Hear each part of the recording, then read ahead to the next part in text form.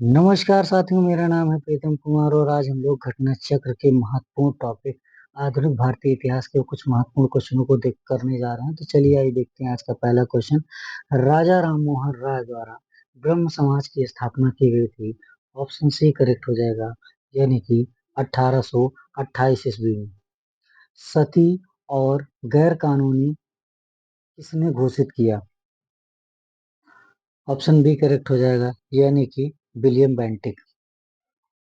यहाँ पर देखेंगे आगे। लॉर्ड विलियम बेंटिक ने दिसंबर 1829 में नियम 17 द्वारा सती प्रथा पर प्रतिबंध लगा दिया।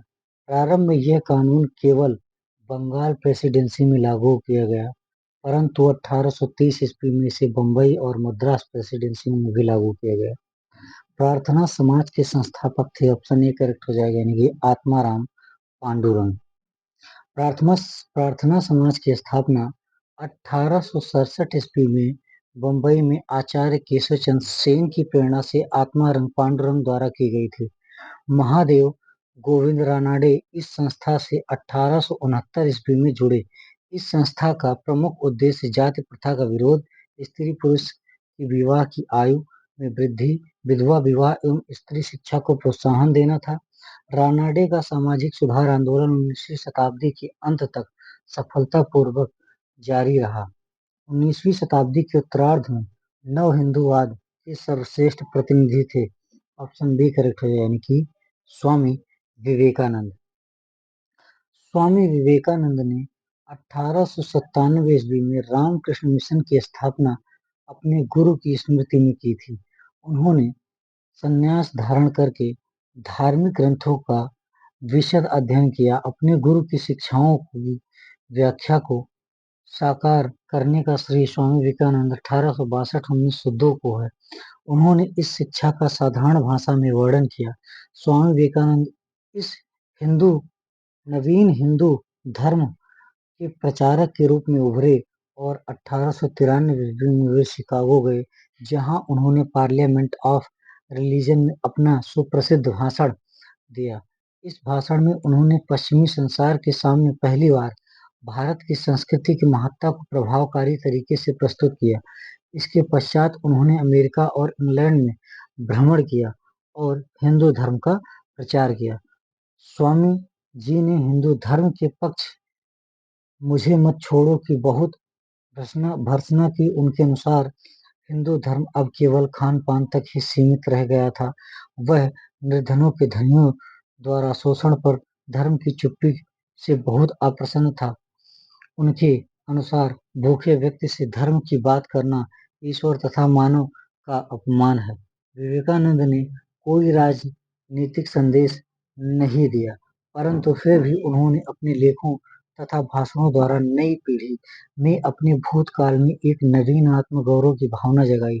वह एक पक्के देशभक्त थे। सुभाष चंद्र बोस ने उनके बारे में कहा था कि जहां तक बंगाल का संबंध है, हम विवेकानंद को आधुनिक राष्ट्रीय आंदोलन का आध्यात्मिक पिता कह सकते हैं।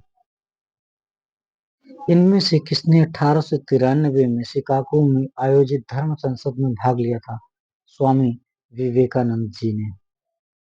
स्वामी विवेकानंद ने रामकृष्ण मिशन की स्थापना कब की थी? 1897 ईस्वी में। ऑप्शन डी करेक्ट हो जाएगा। स्वामी विवेकानंद दक्षिणेश्वर के स्वामी कहे जाने वाले रामकृष्ण परमहंस के शिष्य थे। उनके बचपन का नाम नरेंद्र था। आगे चलकर वे स्वामी विवेकानंद 1863 से 1902 के नाम से प्रसिद्ध हुए। उन्होंने रामकृष्ण के संदेश को विश्व में फैलाया। रामकृष्ण मिशन के सिद्धांतों का आधार वेदांत दर्शन है। मिशन मनुष्य की सेवा को ईश्वर की सेवा मानता है, क्योंकि मनुष्य की आत्मा में परमात्मा का अंश है। दयानंद सरस्वती द्वारा स्थापित है। क्या स्थापित है? इन्होंने आर्य समाज की स्थापना की थी। दयानंद सरस्वती का बचपन का नाम मूल शंकर भी था। ने 1875 ईस्वी में बंबई में आर्य समाज की स्थापना की थी, जिसका मुख्य उद्देश्य प्राचीन वैदिक धर्म की शुद्ध रूप से पुनः स्थापना करना था। आर्य समाज आंदोलन का प्रसार प्रायः पाश्चात्य प्रभावों की प्रक्रिया के रूप में हुआ। 1877 में आर्य समाज का मुख्यालय लाहौर में स्थापित किया गया, जिसके उपरांत आर्य समाज का अधिक प्रचार हुआ। शुद्ध वैदिक परंपरा में विश्वास के चलते स्वामी जी ने पुनः वेदों की ओर लौटो का नारा दिया। स्वामी दयानंद का उद्देश्य था कि भारत को धार्मिक, सामाजिक तथा राष्ट्रीय रूप से एक कर दिया जाए। धार्मिक क्षेत्र में वह मूर्ति पूजा, बहुदेववाद, अवतारवाद, पशु बलि, श्रद्धा, तंत्र मंत्र तथा झूठे कर्म कांडों को स्वीकार नहीं करते थे। वह वेदों को ईश्वरीय ज्ञान मानते थे तथा उपनिषद काल तक के साहित्य को स्वीकार्य करते थे। आर्य समाज के नियम तथा सिद्धांत सबसे पहले बंबई में गठित किए गए। पुनः उसे 1867 ईस्वी में लाहौर में संपादित कर एक निश्चित रूप दिया गया। आर्य समाज का प्रचार प्रसार पंजाब में अत्यधिक सफल रहा तथा कुछ सीमा तक उत्तर प्रदेश, गुजरात तथा राजस्थान में भी इसे सफलता मिली। महात्मा हंसराज, पंडित गुरुदत्त, लाला लाजपत राय तथा स्वामी सिद्धानंद इसके विशिष्ट कार्यकर्ताओं में से थे। 1892-93 में आर्य समाज दो गुटों में बंट गया। एक गुट पाश्चात्य शिक्षा का समर्थक जबकि दूसरा गुट पाश्चात्य शिक्षा का विरोध करता था। पाश्चात्य शिक्षा के विरोधियों में स्वामी श्रद्धानंद, लेखराज और मुंशीराम प्रमुख थे।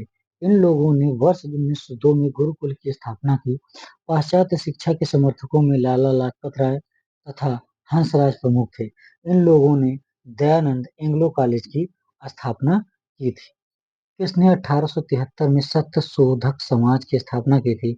ऑप्शन बी करेक्ट, यानी कि ज्योतिबा फुले ने। 1873 ईस्वी में सत्य शोधक समाज की स्थापना ज्योतिबा फुले ने की थी। इनका जन्म 1827 में एक माली के घर हुआ था। उन्होंने इन्हों, इन्होंने शक्तिशाली गैर ब्राह्मण ब्राह्मण आंदोलन का संचालन किया। इन्होंने अपनी पुस्तक गुलामगिरी 1872 एवं अपने संगठन सत्य शोधक समाज के द्वारा पाखंडी ब्राह्मणों एवं उनके अवसरवादी धर्म ग्रंथों से निम्न जातियों की रक्षा की आवश्यकता पर बल दिया था। सत्य शोधक समाज की स्थापना किसने की थी? इसको किया था ज्योतिबा फुले ने। थियोसोफिकल सोसाइटी की स्थापना किसने की थी? ऑप्शन ई करेक्ट हो जाएगा, मैडम एच.पी. ब्लावत्स्की। इसका एक्सप्लेनेशन देखेंगे हम लोग। एच.पी. ब्लावत्स्की अमेरिकी सैनिक अधिकारी कर्नल अल्कॉट विलियम क्वान, जज एवं अन्य द्वारा 1875 ईस्वी में न्यूयॉर्क में की गई थी। इस सोसाइटी के संस्थापक 1882 ईस्वी में मद्रास के पास अड्यार नामक स्थान पर सोसाइटी का मुख्यालय स्थापित किए, जो बाद में इसका अंतरराष्ट्रीय कार्यालय बना। इसका मुख्य उद्देश्य प्राचीन हिंदू धर्म में लोगों के आत्मविश्वास को जगाना और बढ़ाना है तथा धर्म को समाज सेवा का मुख्य आधार बनाना था। जबकि राजा राममोहन राय द्वारा 1828 ईस्वी में ब्रह्म समाज एवं स्वामी विवेकानंद द्वारा 1897 ईस्वी में रामकृष्ण मिशन की स्थापना की थी। भारतीय राष्ट्रीय कांग्रेस की प्रथम महिला अध्यक्ष कौन थी? ऑप्शन बी करेक्ट हो जाएगा, एनी बेसेंट। एनी बेसेंट आंग्ल आयरलैंड से थी। वे वर्ष 1907 से 1933 तक से थियोसॉफिकल सोसाइटी के प्रधान रही। वर्ष 1916 में होम रूल लीग का गठन किया गया तथा वर्ष 1917 में भारतीय राष्ट्रीय कांग्रेस की पहली महिला अध्यक्ष बनी। वर्ष 1925 में कानपुर में हुए भारतीय राष्ट्रीय कांग्रेस के 40वें अधिवेशन में सरोजनी नायडू कांग्रेस की प्रथम महिला अध्यक्ष तथा दूसरी महिला अध्यक्ष बनी। भारतीय राष्ट्रीय कांग्रेस की प्रथम महिला अध्यक्ष कौन थी? कौन हो जाएंगी? एनी बेसेंट जी, जैसा कि ऊपर बताया गया है। भारत में नारी आंदोलन इनकी प्रेरणा से प्रारंभ हुआ था। हो जाएगा ऑप्शन डी करेक्ट, यानी कि ज्योतिबा फुले की प्रेरणा से। प्रेरणा से प्रारंभ हुआ था किसके? प्रश्नगत विकल्पों में भारत में नारी आंदोलन ज्योतिबा फुले की प्रेरणा से प्रारंभ हुआ।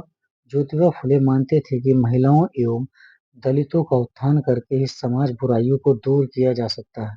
1848 ईस्वी में इन्होंने लड़कियों के लिए एक स्कूल खोला। यह लड़कियों के लिए भारत तथा प्रथम स्कूल था। आधुनिक भारत में महिला आंदोलन की प्रेरणा स्रोत रमाबाई रानाडे रही है। महादेव गोविंद रानाडे की पत्नी श्रीमती रमाबाई ने सेवा सदन नामक संगठन की स्थापना की थी।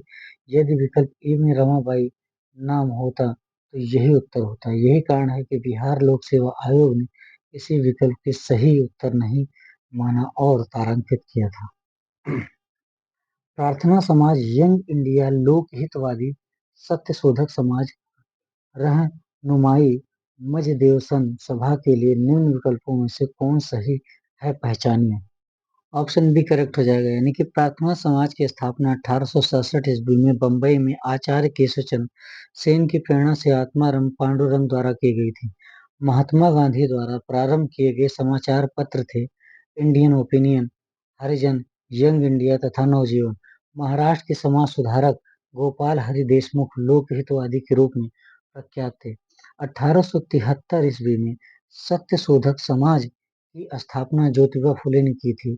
1851 ईस्वी में नौरोजी खुर्दोंजी ने अन्य पारसी सहयोगियों के साथ रहनुमाई मजदेवसन सभा की स्थापना की। इस प्रकार विकल्प बी ही सही संयोजन है। नाई धोबी बंद सामाजिक बायकॉट का एक स्वरूप था जो 1919 में, ऑप्शन ए करेक्ट हो जाएगा, यानी कि किसानों द्वारा प्रतापगढ़ जिले में चलाया गया था। वर्ष 1919 के अंतिम दिनों में किसानों का संगठित विद्रोह खुलकर सामने आया। प्रतापगढ़ जिले की एक जागीर में नाई धोबी बंद सामाजिक बहिष्कार संगठित कार्यवाही की पहली घटना थी। झिंगुरी सिंह और दुर्गपाल ने इसमें महत्वपूर्ण भूमिका निभाई, लेकिन जल्दी ही आंदोलन में एक नया चेहरा उभरा, बाबा रामचंद्र, जिन्होंने आंदोलन की बागडोर ही नहीं संभाली अपितु उसे और मजबूत एवं जुझारू बनाया। बाबा रामचंद्र महाराष्ट्र के ब्राह्मण परिवार के थे। वर्ष 1920 के मध्य में वे एक किसान नेता के रूप में उभरे। उन्होंने अवध के किसानों को संगठित करना शुरू किया। उनमें संगठन की अद्भुत क्षमता थी। पंजाब भूमि हस्तांतरण अधिनियम कब पारित किया गया था? ऑप्शन सी करेक्ट हो जाएगा, यानी कि सन 1900 ईस्वी में। अगर ये वीडियो आपको हेल्पफुल लगा हो तो लाइक शेयर और सब्सक्राइब करना ना भूलें। धन्यवाद।